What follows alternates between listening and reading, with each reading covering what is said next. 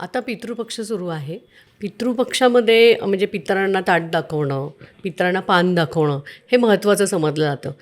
म्हणजे काय याचा काय आपल्या आयुष्यावर परिणाम होतो? असं आहे, पितृभ्यः स्वधा इभ्यः स्वधा नमः प्रपितामहेभ्यः स्वधा इभ्यः स्वधा नमः अक्षन् पितरो मी मदंत पितरोती त्र्यपंत पितरः शुंदध्वम असं शास्त्रात वेदांमध्ये म्हटले. पितृसूक्त नावाचं एक यजुर्वेदात एक भाग आहे.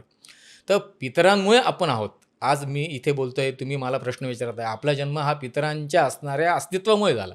तर त्यांच्याप्रती एक ऋण व्यक्त करण्याचा हा पितृपंधरवडा असतो. त्यामुळे त्यांना स्मरण करणं म्हणजे ते ज्या दिवशी दिवंगत झाले त्याची तिथी असते. त्या तिथीला त्यांचं स्मरण चिंतन करणं, गरजू व्यक्तींना मदत करणं, शक्य असल्यास श्राद्धादी कर्म करणं, शक्य नसल्यास कमीत कमी कावळ्याला घास घालणं, गाईला घास घालणं, त्यांचं चिंतन, फोटो काढणे, त्यांना एक हार घालणे, उदबत्ती दिवा करणे, स्मरण करणे.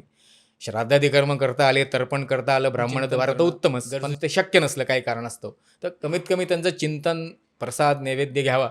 कावळ्यांना पंचमहाभूत सांगितले, त्याच्यात कावळा हा प्राणी आहे, कावळा इतर पक्षी पण आहे. त्यांना घास सोडावा, गाईला घास सोडावा. जे गरजू असतील, गरीब असतील त्यांना मदत करावी. श्राद्धादी कर्म आवश्यकता वाटत असेल, तुमच्याकडून काही अपेक्षा असेल, त्यांच्याकडून आपल्या काही सामाजिक दायित्व निभवता आलं ते करावं. हा उद्देश पितृपंधरवड्याचा. त्यामुळे आपले पितर किंवा ज्यांच्यामुळे आपण या पृथ्वीवर आहोत ते आनंदित होतात आणि आपलं जीवन गरजू समृद्ध करण्यासाठी आशीर्वाद देतात.